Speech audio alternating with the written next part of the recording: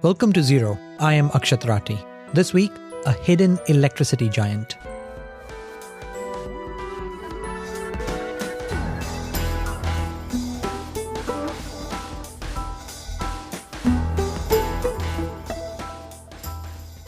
The demand for electricity is soaring, and you likely know why. It's because of air conditioning, electric cars, and data centers powering artificial intelligence. But if you looked at a list of the single biggest electricity consumers in the world, you would be surprised. It's not just tech companies like Google or Meta, oil and gas firms like PetroChina or Shell, or retail giants like Amazon and Walmart. It also has companies that you may not recognize: Linde, Liquide Air Products. These are all producers of industrial gases. That's right, these companies make things like nitrogen and oxygen and hydrogen, gases that get used in steel manufacturing and refrigeration and chemicals production, among many other things that you are consuming on a daily basis. Together, these three companies control about 70% of what is a $120 billion global market for industrial gases. And because the production of these gases is energy intensive, individually, these companies consume as much electricity as small to medium-sized European countries. So, as the world looks to electrify faster and do so at lower energy prices and with fewer carbon emissions, it's important we understand what these electricity giants are doing. Today's guest is Sanjiv Lamba, CEO of Linde, the biggest of the three industrial gases companies, with operations in more than 80 countries. What Linde does is a strong reflection of where the industry as a whole is going on climate goals. So I wanted to find out from Sanjiv how he sees electricity demand changing, what Linde is doing to transition to cleaner sources, and whether low-carbon hydrogen can ever become big business. Do also check out a more deeply reported story I have on this topic of hidden electricity consumers on Bloomberg Green. The link is in the show notes. Also, if you have any feedback about this episode or any others, please write to me at zeropod@bloomberg.net.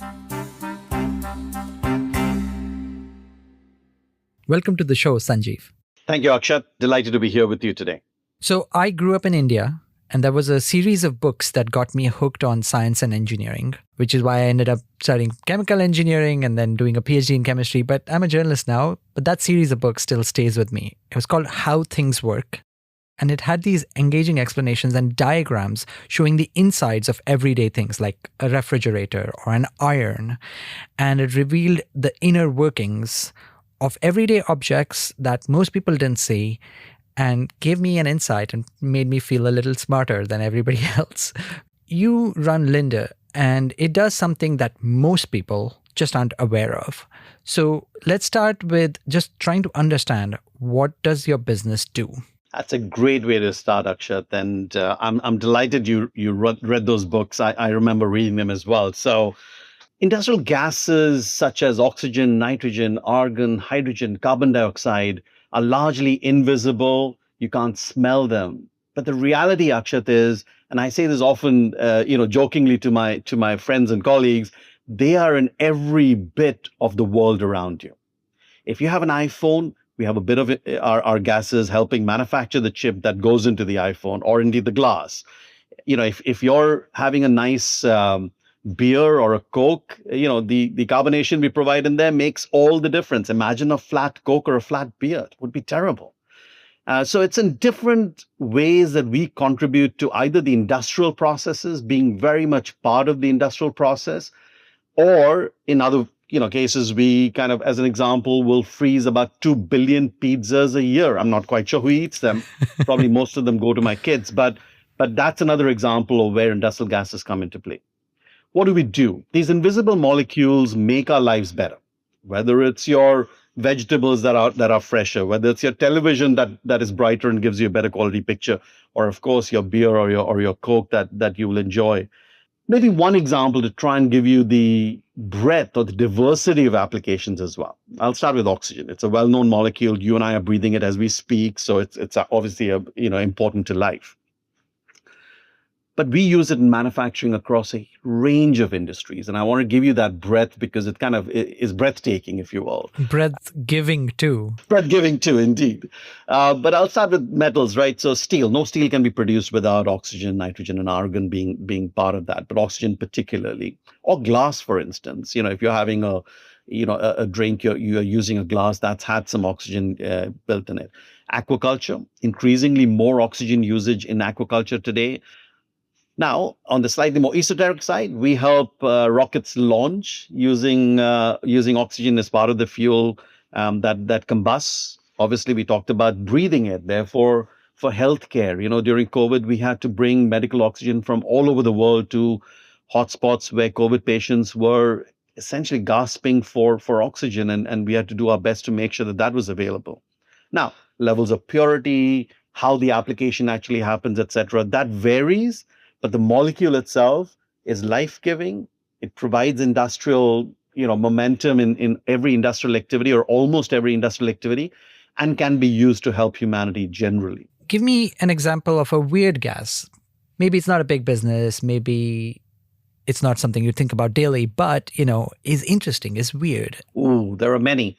At the most interesting level, I'd say nitrous oxide, obviously also known as laughing gas, essential in many surgeries and procedures as an anesthetic. Yes, but also there's recreational use of nitrous oxide. Let's be careful here. Which we have done a lot of education around to make sure that is not something that is actively done. And I think, but you're right. I mean, every product in the world has elements that can be abused around it. Helium is the other one, which is an interesting gas. I think it's one that has wide usage from semiconductors to MRIs, for cooling, of course. And then I mentioned cryogenic cooling using helium and helium isotopes for quantum computing. Just because I am a nerd and I feel like this is a stat that people should know about, a fact that people could perhaps share, is that hydrogen, the first element on the periodic table, is so light that if it escapes, it can escape the gravity of Earth and go into space. Helium does that too, to some extent. Correct. But not as easily as hydrogen does it. Correct. Let's come to the business side. You talked about all these gases. Just talk me through, where are you seeing the business grow? Where is it shrinking? And where is it most uncertain? So industrial gases, because of the nature of the application that I just described to you, the breadth that we see, are embedded in every industrial activity and beyond. So for us, growth is intrinsically linked to how the economic activity is progressing around the world.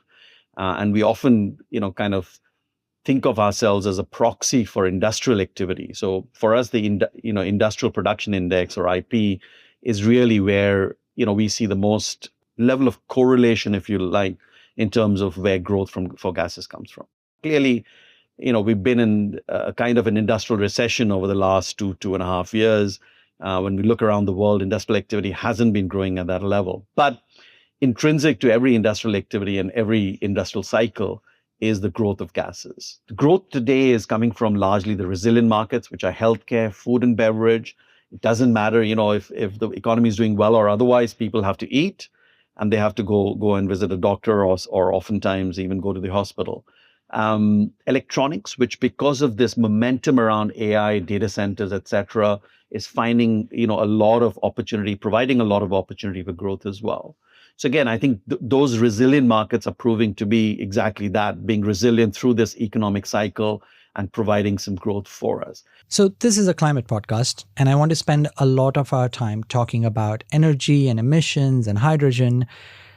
Now, as a trained chemical engineer, I knew these gases are very energy intensive to produce, but there were still things about Linde's Scope 1 and 2 emissions that surprised me when I was looking at your sustainability report. Because if you add up your Scope 1 and 2 emissions, they're actually comparable to what we think of as carbon giants like Chevron or BP, or even retail giants like Amazon and Walmart.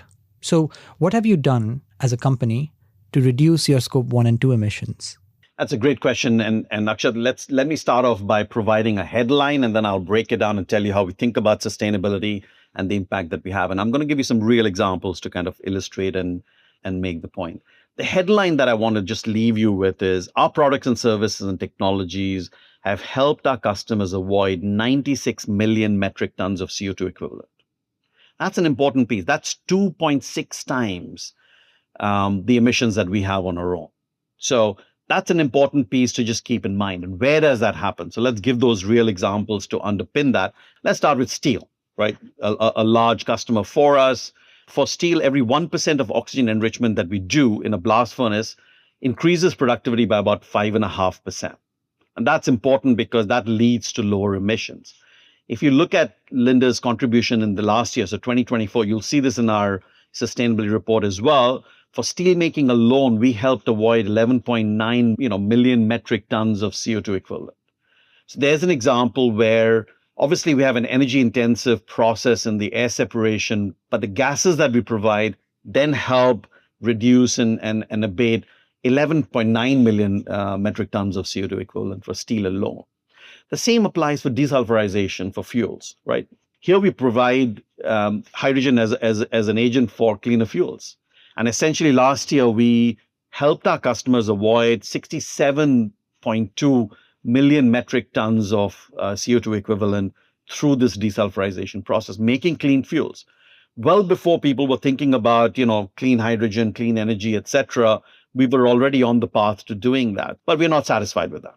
So we set out a sustainability roadmap and we set some goals for ourselves. For scope 1 and 2, our goal is to reduce our scope 1 and 2 emissions 35% by 2035, while we continue to grow and help our customers continue to reduce and abate CO2 at their end. So I think that's an important metric to keep in mind. We've also said that by 2050, we expect to be climate neutral. And that's, again, a big obligation. Now, I have to be honest and tell you, a lot needs to happen around the grid, scope 2 emissions, which I think we have less control over, but we obviously are doing a lot of work around that, doing our bit to make sure that we're supporting the planet. And it's at a time where I think that change and sustainable effort is essential, I think remains a critical piece on our agenda and something that we take ownership of. Let me come to electricity as well. But before I do, the measure around 2.6 times of emissions avoided relative to what you produce is a useful measure to know so that you know that there are impacts that are positive on the carbon balance sheet. But I'm sure you're also aware that avoided emissions as a accounting method has its challenges and are tricky to use and sometimes very much open to abusing, and which is why there has been some movement towards making these scope 4 emissions, sort of these emissions that are influencing or helping some others, to account for them, but they don't really negate, so to speak, the emissions that the company is generating in the process. Those still need to be reduced. So that's why you said you have this climate plan, which is there for a good reason. It's not just that you can only help others avoid emissions. You also have to reduce your own. Akshat, I'll make 2 points over here. The first I want to make is our first sustainability report came out in 2013, well before it became fashionable to talk about sustainability and set goals. Our carbon productivity measure was instituted at that point in time, so almost 12, 13 years ago. It's not new. It's something that has stood the test of time. It's something that we've publicly communicated every year. So I just want to make the point that we don't do this because it's fashionable or ESG is in everyone's focus. We do it because it's the right thing to do. Our mission as a corporation is to make our world more productive sustainably. And I think our sustainability roadmap, kind of leads us into that mission that we're trying to achieve. So you're absolutely right. And I think from our perspective, we are not really, either concerned or excited about the carbon accounting of a measure of abatement and support that we provide to our customers. We believe it's right for the planet that we do that. And I think that's one of the reasons we will continue down that path. So coming to electricity. Yeah. It is kind of surprising that Linde consumes as much electricity as the entirety of Denmark. And even if we look at just comparing you to other companies, Linde's electricity consumption is as much as Google or Microsoft, or if we look at oil and gas companies, as much as Sinopec and Total Energies. Linde consumes a lot of electricity. And that also means that electricity must be a big part of your spending. So what have you done to try and reduce the amount of electricity that you are using? That's a great question. So, you know, most of these large industries have outsourced their gas requirements to us, which previously was captive. And therefore, those emissions, scope 2 emissions, would sit in their balance sheet. They've outsourced that to us for a number of reasons, including the fact that we are constantly thinking about how we make that process more efficient.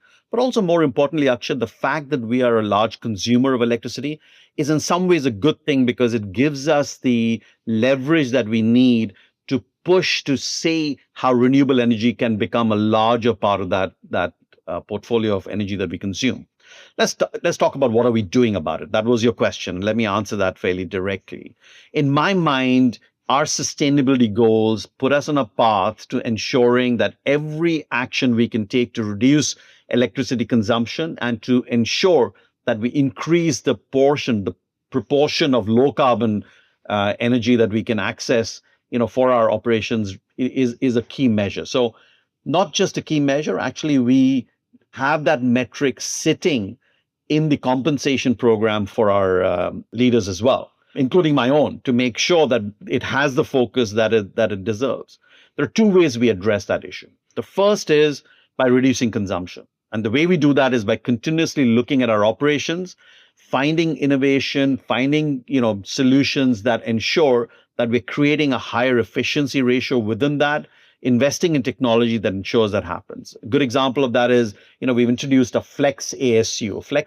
ASUs, are notorious for not being able to turn down effectively quickly. Yeah, I think it's worth explaining what an ASU is because that's the core part of your gases. So an air separation unit, and tell me what one looks like because I feel like most people haven't seen one, but it's supposed to use energy, typically either coming from electricity or from some form of fuel that is making steam, which is then running a compressor, right? And so, yeah, describe what an ASU looks like and tell us what part of it needs to become more efficient and how do you move away from fossil fuels in the process? So I could spend hours describing an air separation unit. I'll resist that temptation, Akshat, and just say that if you're driving down and you see a very large 150 to 200 meter tall white column, usually with the Linde logo on it, that is the column that does the distillation for an air separation. What effectively happens is we take air, we use electricity, and through a process of distillation, we're able to separate the gases. We have large storage tanks, usually also white and large, into which we will take the liquid oxygen, liquid nitrogen, and liquid argon after having liquefied the gases. Some amount of gases will go into a gas pipeline and serve a customer directly, a steel mill or a semiconductor fab, and the others will go into these tanks and be stored as liquid, cryogenic liquids, which will then be put into road tankers. Again, you may see some of these and transport it to our mid-sized customers where we would provide that liquid oxygen, nitrogen, argon for their industrial processes and usage. And people should realize, even though air is everywhere, to be able to separate these gases requires just a ton of energy. Compressing a gas, and if you're providing gases that are at minus 200 degrees Celsius, nitrogen is minus 196 degrees Celsius. That's a lot of energy that needs to be taken out of the system, which is what these separation units are doing. Now, you said electricity, but some of them also just use fossil fuels, right? They'll generate steam and then the steam Correct. is running compression plants. Actually, it's not our preferred option to use steam, but there are steam drives. And that usually happens when the customer has excess steam available and wants to find a way to utilize that. So in some ways, that excess steam is effectively utilized using a steam drive that runs the ASUs and provides the power that would otherwise have come through the grid. And I think that's one way to think about it. I have to say most of the steam-driven assets that we have sit in China, which are integrated into an industrial park where customers typically would have excess steam available. And many of those are going through a process of conversion to electric drive. So from our perspective, that is an area that we would like to address as quickly as possible. And in fact, I'm pleased that really we've already undertaken, I think, 2 to 3 conversions already. And I expect most of the other conversions will happen fairly quickly. But let's talk about the grid, because that's where most of our power consumption comes from. So as grids are seeing more and more renewable power, you're also seeing greater volatility on the grid and the ability to access power. The flex ASU, And I said earlier on, for an ASU to turn down at short notice is quite a challenge. Our flex ASU design is being specifically done, allowing production levels that can be optimized to synchronize with the availability of renewable energy. And that flexibility, I think, will go a long way. We have a flex ASU currently operating, and we're looking at deploying many more for exactly the reason that we can now synchronize with the ebbs and flows that come from renewable energy coming into the grid. We're now using AI-based models that we've trained over the last few years, using our own proprietary technology and models to find ways of increasing operational efficiency as well. So, a good example of that is when we know that there is variability on access to power, we're able to, run the power up, run the ASU up using the power available, build some stock levels through a predictive mechanism, which kind of looks at what the grid is doing, what our production levels are, what the customer inventory is, and triangulating a lot of that data and train to forecast as to the level of production we can have, whereby we are actually running the air separation units at the most optimum level that we can. The second piece I want to just talk about is sourcing low carbon power.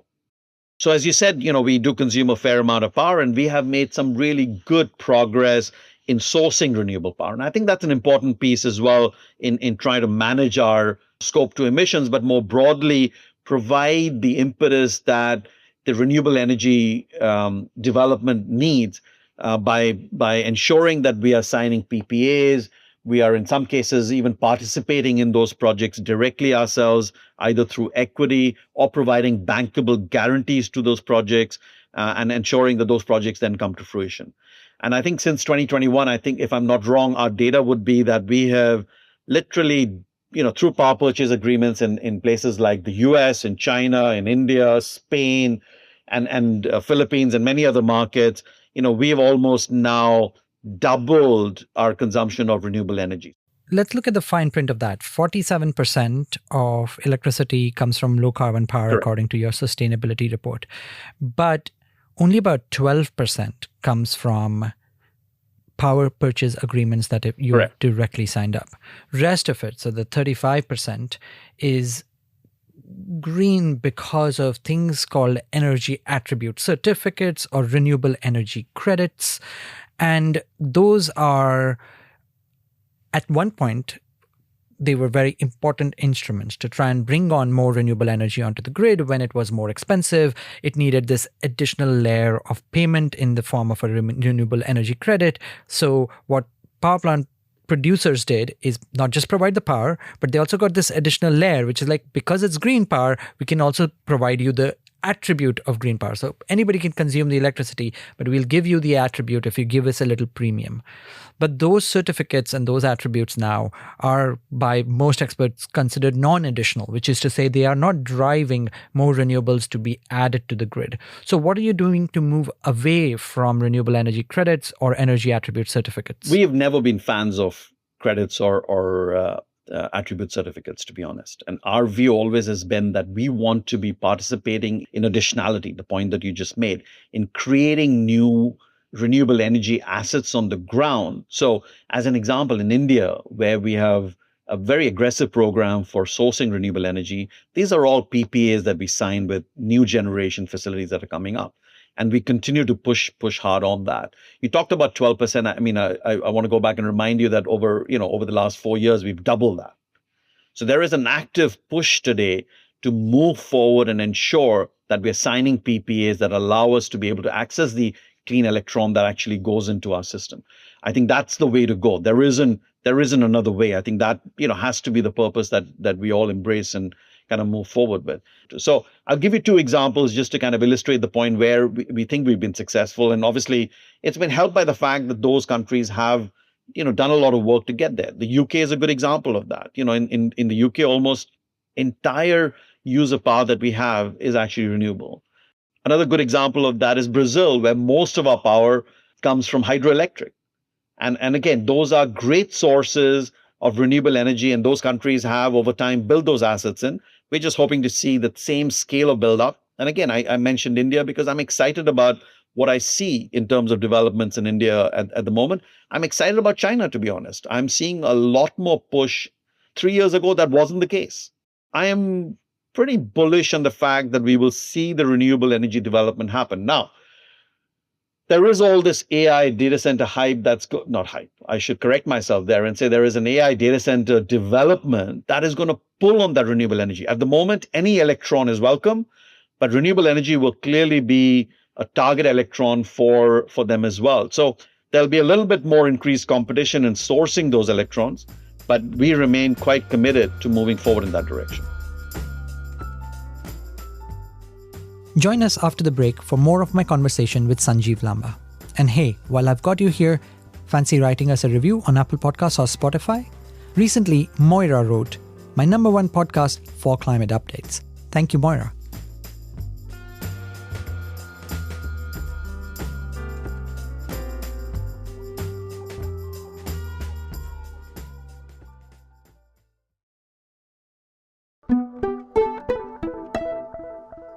Coming to hydrogen and your role as the co-chair of the Hydrogen Council's board, it's a gas that obviously does things today in the real economy that are very important and crucial. Most of the hydrogen that is produced, used in places like a refinery, come from natural gas. So gray hydrogen, as it's known. There is a move to try and move that to green hydrogen, but also find ways in which green hydrogen could play a role in cleaning up other areas of energy use. Where do you stand on hydrogen as an opportunity for the industry? It's been something that people have talked about as a promising thing for a long time, but it needs renewable electricity to be produced. It needs, in many places, government subsidy to be actually affordable for industry. Do you see this as a business opportunity, or do you think green hydrogen's time is never going to come?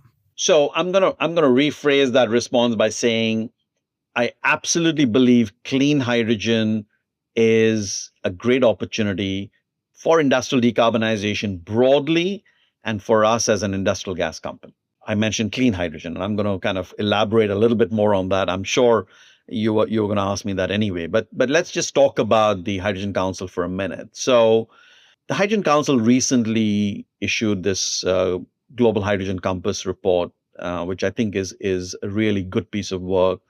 And it's a CEO-led organization. Therefore, the insights that we're able to marshal out of that, are quite amazing. And I think the conclusions that came out of that was the hydrogen development is maturing. We're over the hype cycle. The hype cycle's done. We're now seeing a more mature development. They pointed out that there have been about 500 projects that have gone to FID or are under construction, commissioning, or operational. That's an investment of about 110 billion, which has picked up significantly over the last 3 or 4 years. And I think that that's an important measure of validating the role that hydrogen is going to play going forward, particularly clean hydrogen is going to play in helping the process of industrial decarbonization. It's also true to say that while we went through this euphoria or hype around clean hydrogen development, go back 3 or 4 years ago, hydrogen today and the demand and the supply side dynamics that we see are real. Now, in our case, we've selected those projects carefully. Not only that, for us, there are some conditions to be met. A good condition for that is we need a binding long-term offtake agreement. For us, that's a critical measure of whether a project is going to move forward or not. And I'll give you 2 examples where we've achieved that, which are under construction today. The first is, our example of working with Woodside as a partner in Beaumont, Texas. Here we'll supply low carbon hydrogen to their world scale ammonia complex. We will produce the hydrogen. We'll also produce the nitrogen. In the case of hydrogen, we'll be doing autothermal reforming, which provides for a highly concentrated CO2 stream, which can be captured. In this instance, about just over 2 million metric tons of CO2 will be captured. And we are using a partner to sequester that downhole. That's not expertise we have, so we have to work with a partner to do that. We'll be working with them to sequester that downhole and thereby providing low carbon hydrogen to Woodside for their clean ammonia process that they are instituting. The other example is, spending more than $2 billion in Alberta, Canada. And there it is for helping Dow on their Path to Zero project, which is basically providing hydrogen and atmospheric gases to help them decarbonize their ethylene and derivative production facility that sits over there that they're also in the process of expanding. Here's an example of bringing up an investment case together, working with a good counterparty like Dow and making sure that you put that whole design parameters in place to provide low carbon hydrogen to Dow to allow them to move down the path of fuel switching to get to the decarbonized ethylene and downstream products that they will be looking at. So, two examples. Now, for the last 4+ years, maybe 5 years now, Akshat, we've been operating an ATR in Clear Lake, where we've been capturing the CO2 and are now providing that to Celanese, who is our customer, in terms of low carbon hydrogen, captured CO2, which they will then use for methanol production, which is an input into their process. Here's a good example of something that's been operating for a number of years already. This is not fictional, right? So when I say hydrogen supply side dynamics are real and available today at scale and competitively costed. Now, you asked a question about green hydrogen. We are building a number of electrolyzers around the world. But electrolyzer technology and what I call renewable hydrogen, I don't like colors, just to make sure that I make this point now. My view is we should walk away from colors, which tend to be very emotive and usually lead to misunderstanding, and talk about carbon intensity. And I think that really is the way to go. And reducing carbon intensity must be our purpose. There is no option around that. But we are building a number of electrolyzers which will produce renewable hydrogen. The challenge with the electrolyzer technology today is A, scale and maturity. We're currently building electrolyzers from almost every conceivable OEM who can provide that technology, because we want to test each one of that and see, where we can bring our expertise to enhance the efficacy and allow for that scale up to happen. But I still see that at, probably 5, 6, 7 years out to achieve scale. Maturity, we like to run things 24/7. Electrolyzer technology isn't that robust. And it has a challenge around capital intensity. Capital costs for electrolyzers need to come down by 60 to 70% for them to be a viable, with some marginal premium to higher carbon content hydrogen production. And last but not least, we talked about electricity. So you need access to low cost renewable energy to be able to run these electrolyzers and produce cost-effective renewable hydrogen as well. Yeah, if you look at the stack of a typical green hydrogen project, 10% capital cost is about electrolyzers, 40% is engineering works, and then 40% is electricity that's going to be consumed to be able to produce hydrogen. So your capex plus opex has a little more than 10%, but it's still, that's just a stack. The balance of the plant is really where the challenge is. And balance of the plant is where most of the investment has to happen. And it's interesting, the examples you did bring up were all methane being converted to hydrogen through carbon capture, which is the mature technology Correct. that's available. Now, one question on carbon accounting is sort of more future oriented. You do have a lot of businesses in the US. There have been rollbacks on climate and energy policy in the US. One recent rollback that has happened is the Environmental Protection Agency's been told to stop measuring greenhouse gases or taking greenhouse gas measurements from companies.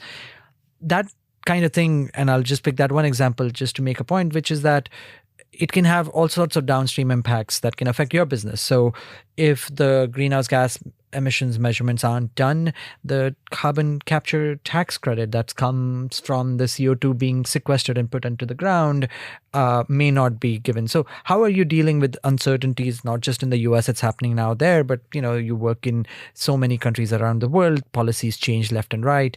What's your way of dealing with these sorts of changes?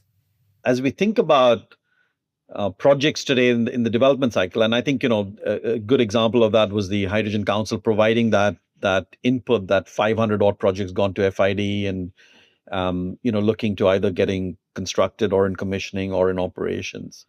Many of those were banking on regulatory frameworks or incentives or subsidies.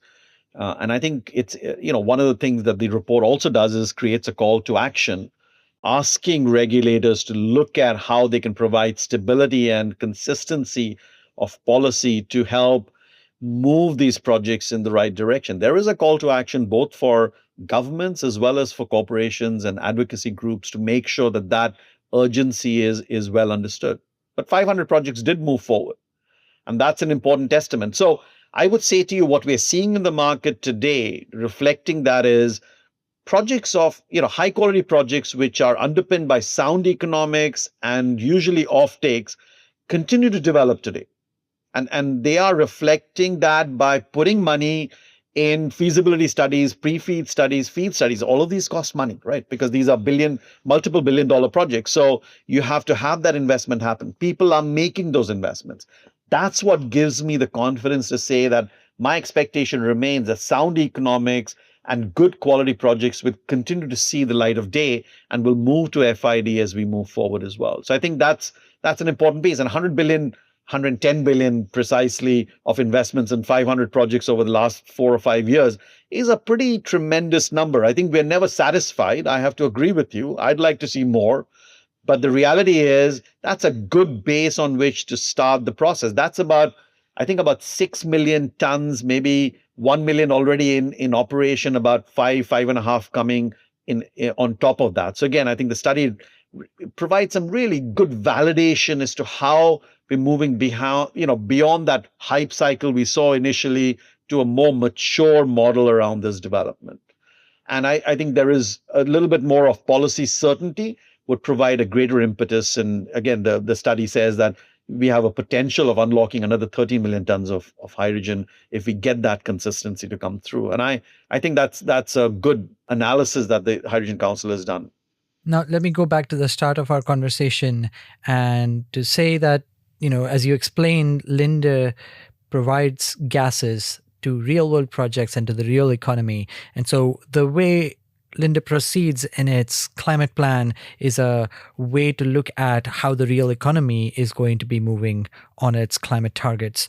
It's a company that does so much, but isn't always known to people because of the customers you have typically, which is industry and not consumers. But thank you so much for throwing light on the work you do. And thanks for this conversation. Pleasure, Akshat. Thank you. And thank you for listening to Zero. And now for the sound of the week.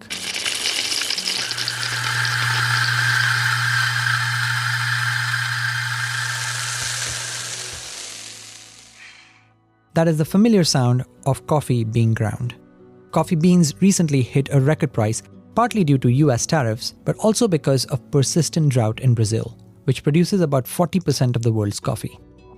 If you like this episode, please take a moment to rate and review the show on Apple Podcasts and Spotify.